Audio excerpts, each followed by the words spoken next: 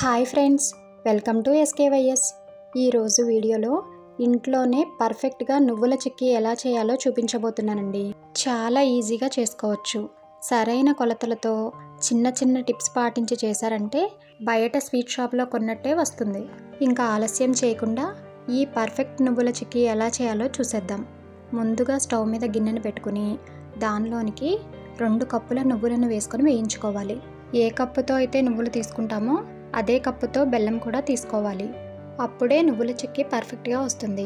స్టవ్ని లో ఫ్లేమ్లో పెట్టుకుని నువ్వులని కలుపుకుంటూ వేయించుకోవాలి. నువ్వులు చిటపటలాడేంత వరకు వేయించుకోవాలి. నువ్వులను కంటిన్యూస్గా కలుపుతూనే వేయించుకోవాలి, లేకపోతే రంగు మారిపోతాయి. కాబట్టి స్టవ్ని లో ఫ్లేమ్లో పెట్టుకుని కలుపుకుంటూ వేయించుకోవాలి. నువ్వులు వేగిపోయిన తర్వాత వాటిని ఒక ప్లేట్లోనికి తీసుకోవాలి. మరలా అదే గిన్నెను స్టవ్ మీద పెట్టుకుని 1 కప్పు నువ్వులకి 1/4 కప్పు వరకు బెల్లం తురుమును వేసుకోవాలి. బెల్లం తురుము వేసుకున్న తర్వాత 1/4 కప్పు వరకు వాటర్ వేసుకుని బెల్లాన్ని కరిగించుకోవాలి. బెల్లం కరిగేలోపు నువ్వుల చిక్కీ వేసుకోవడానికి సరిపడా ప్లేటును తీసుకుని దానిలో 1 స్పూన్ నెయ్యి వేసుకుని ఆ ప్లేటు మొత్తం అప్లై చేసుకుని పక్కన పెట్టుకోవాలి. ఇప్పుడు బెల్లాన్ని పూర్తిగా కరిగించుకోవాలి. బెల్లం కరిగిపోయిన తర్వాత బెల్లంలో నలకలు ఏమన్నా ఉన్నట్లయితే వేరొక గిన్నెలోనికి ఫిల్టర్ చేసుకుని తీసుకోవాలి. బెల్లం కరిగిపోయిన తర్వాత పాకం వచ్చేంత వరకు కలుపుతూ ఉడికించుకోవాలి. బెల్లం పాకం చిక్కగా వచ్చిన తర్వాత ఒక గిన్నెలోనికి కానీ ప్లేట్లోనికి కానీ వాటర్ తీసుకుని కొంచెం బెల్లం పాకంని ఆ వాటర్లో వేసుకుని పాకాన్ని చెక్ చేసుకోవాలి. బెల్లం పాకంని కొంచెం వాటర్లో వేసుకుని 2-3 సెకండ్ల తర్వాత చేతిలోకి తీసుకుంటే ఉండలాగా వచ్చినట్లయితే కరెక్ట్గా పాకం వచ్చినట్లు.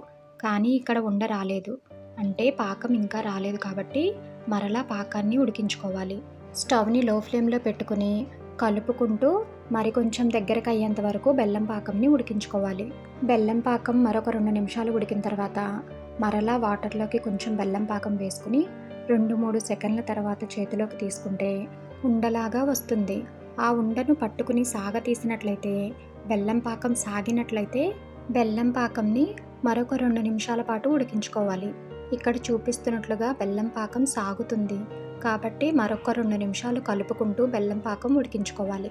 బెల్లం పాకాన్ని ఇంకా దగ్గరికి ఉడికిస్తున్న కొద్దీ అది క్రీమీ టెక్స్చర్ కింద వస్తుంది. అలా వచ్చిన తర్వాత మరలా ఒక్కసారి బెల్లం పాకంని చెక్ చేసుకోవాలి.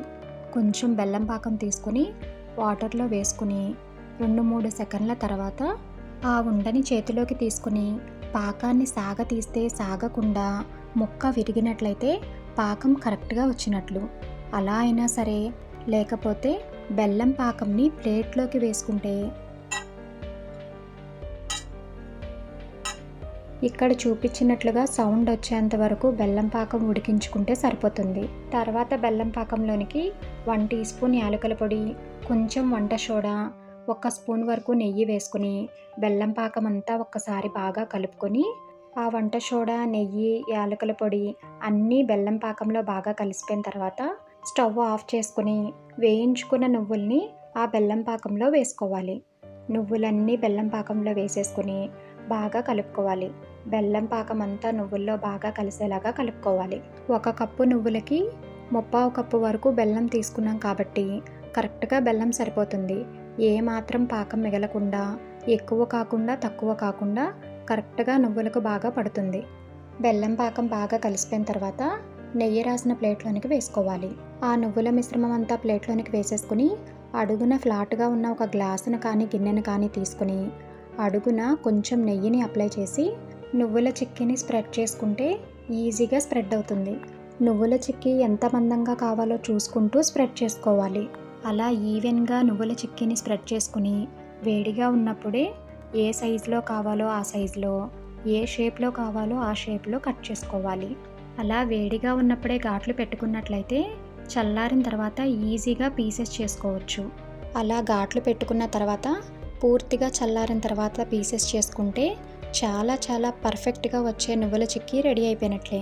మీరు కూడా ఇలా ఒకసారి ట్రై చేసి టేస్ట్ చేసి మీకు ఎలా వచ్చిందో కమెంట్ చేయడం మాత్రం మర్చిపోవద్దు. వీడియో నచ్చితే చిన్న లైక్ చేసి మీ ఫ్యామిలీ అండ్ ఫ్రెండ్స్కి షేర్ చేయండి. అలాగే కొత్తగా ఎవరైనా మన ఛానల్ని చూస్తుంటే సబ్స్క్రైబ్ చేసుకోండి. Thank you.